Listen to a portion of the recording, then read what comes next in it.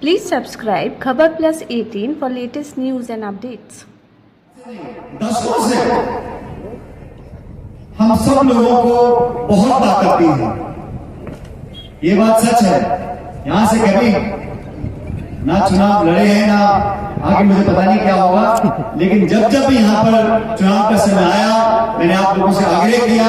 आप सबने 36 कौम के लोगों ने हमारी मदद करने का काम किया। मैं आपको धन्यवाद करता हूँ और आपसे आग्रह करता हूँ ये स्नेह, ये अपनापन, ये आशीर्वाद बनाए रखें।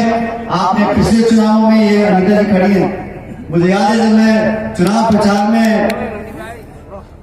आपकी सभा करने आया था तो आप तो फिर भी बोली 1.5 मिनट। उस दिन तो मैं आप ही बोलो, मैं बोलना ही नहीं, लेकिन कभी आप उम्मीदवार को सोचना है तो बोलनी चाहिए। तो आप सबने उस समय भी हमारी मदद करी। फिर लोकसभा के चुनाव आए, उस समय भी आप सब लोगों ने मिलकर, सभी जाति विराती के लोगों ने मिलकर भदनलाल जी को यहाँ से अपना सांसद बनाया। मैं बता रहा था भी अतुल जी बैठे, मैंने कहा भाई भदनलाल जी का, मैंने कहा नाम में कुछ खेल है।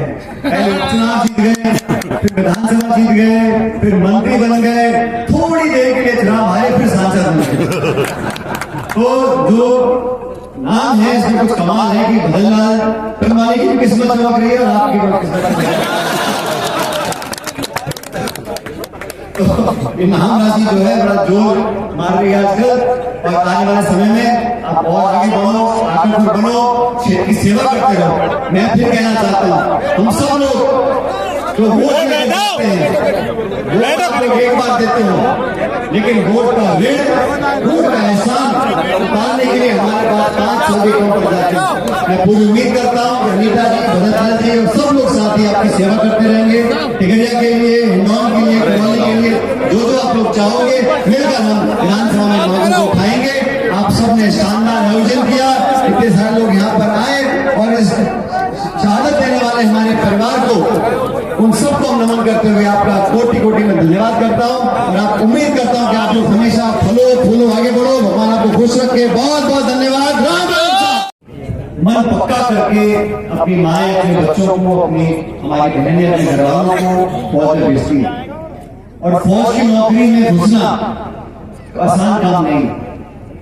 बहुत लगन, मेहनत, परिश्रम, अनुशासन जो व्यक्ति रखता है, उसके बाद 100 तरह की परीक्षा होती है, फिर फिजिकल मेडिकल होता है, और फिर जाके वो हरी वर्दी पहनने का सौभाग्य नौजवान मिलता है। फौज की सेवा देश की रक्षा के लिए होती है,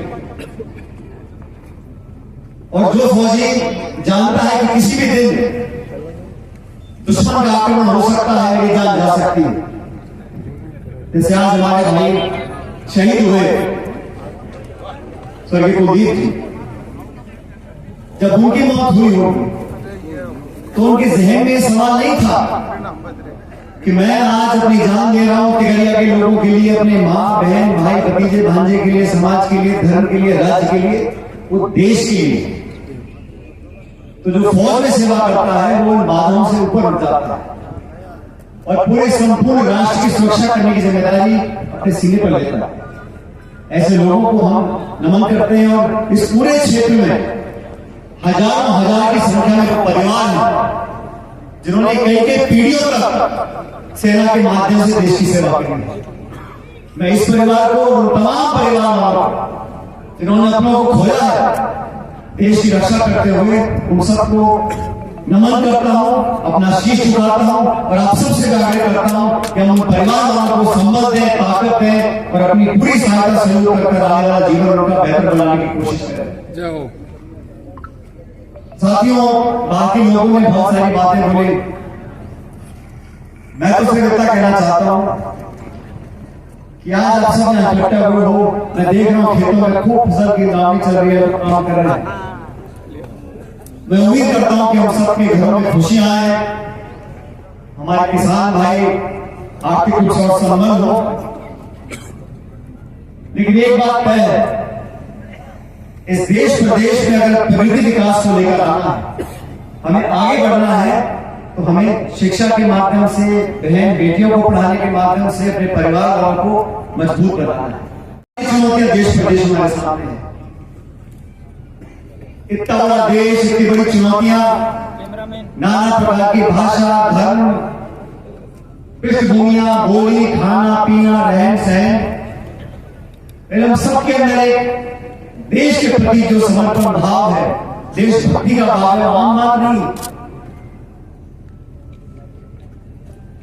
कोस कोस पर बदले पानी, 30 कोस पर पानी, इतनी विविधताएं हैं, फिर भी इस भारत माता के हम सब लोग हैं। अलग अलग विचारधारा हो सकती है, अलग अलग जगह के लोग बैठे हो सकते हैं, लेकिन देशभक्त वो होता है जो खुद अपनी सोच को पीछे रखकर देश की सोच को आगे रखे।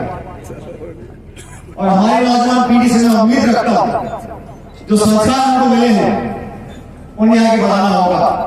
जो शिक्षा में स्कूलों में मिलती है, उसके अलावा हमारे परिवार से, हमारे आसपास के समाज के लोगों से, हमारे इतिहास से समझना सीखना पड़ेगा। एकजुटता रहती है, प्यार भाईचारा रहता है तो विकास भी होता है, प्रगति भी होती है।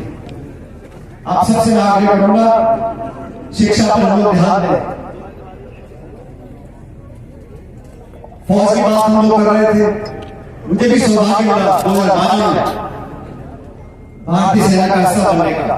स्वर्गीय पायलट साहब भी वायुसेना में फाइटर पायलट थे। मेरे स्वर्गीय दादाजी वो कम पढ़े लिखे थे, वो हवलदार तक रह गए थे। लेकिन फौज, इस देश में फौज के प्रति जो भावना है, दुनिया में 200 देश हैं, किसी देश के नागरिकों में फौज के प्रति वो भावना नहीं जो हमारे देश के अंदर है। और इसलिए है हम लोग हमारी मिट्टी से प्यार करते हैं, मातृभूमि से प्यार करते हैं, एक दूसरे से प्यार करते हैं।